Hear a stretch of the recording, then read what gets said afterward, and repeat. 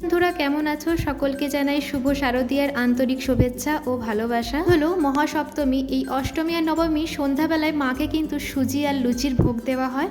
তো আজকে তোমাদের সাথে আমি সুজির রেসিপি নিয়ে চলে এসেছি। শুরু থেকে শেষ পর্যন্ত দেখার অনুরোধ রইল। প্রথমে একটু চিনি সিরা করে নেব। সামান্য পরিমাণ মতো জল নিয়েছি আর 1 কাপ মতো চিনি নিয়েছি। এইবার কন্টিনিউ নাড়তে তালে থাকবো যতক্ষণ না একটু লাল লাল কালার আসছে।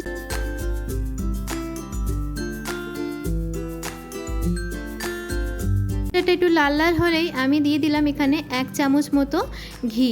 দেওয়ার পরে কিন্তু এরকম ফেনা ফেনা হয়ে যাবে, ভয়ের কিছু নেই। সামান্য পরিমাণ জল দিয়ে দেব। জল দিয়েও দেখবে একটু ছেঁড়া ছেঁড়া টাইপের হয়ে গেছে, যেমন চিনিটা দলা দলা হয়েছে সেমন দলা দলা হয়, কিন্তু কন্টিনিউ নাড়তে তালে থাকতে হবে। চিনির সিরাটা নামিয়ে আর একটি কড়াইতে দিয়ে দিলাম 2 চামচ মতো ঘি। এবার সুজিগুলোকে ভালো করে লাল লাল করে ভেজে নেব।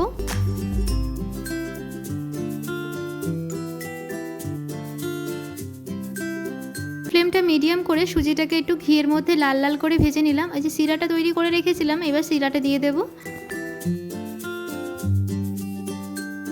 দেওয়ার পরে কিন্তু গ্যাসের ফ্লেমটা মিডিয়াম করে কন্টিনিউ নাড়তে তালে থাকতে হবে। একদম ছেড়ে দিলে কিন্তু দলা পাকিয়ে যেতে পারে, তার জন্য কন্টিনিউ নাড়তে তালে থাকতে হবে। সামান্য পরিমাণ আরেকটু আমি জল অ্যাড করব।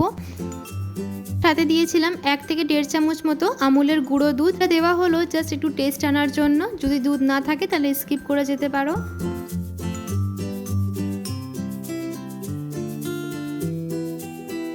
কিছুক্ষণ আগে আমি আবারও একটু 2 চামচ মতো ঘি অ্যাড করে দিলাম। এদিকে সুজির মিনিমাম জলটা টেনে নিয়েছে, এবার একে আমি গরম গরম সার্ভ করে নেব।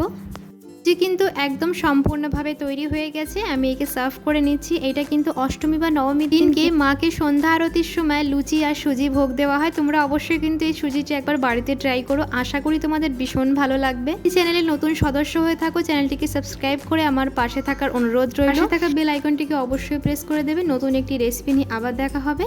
সবাই ভালো থেকো, সুস্থ থেকো। আসি তাহলে, ধন্যবাদ।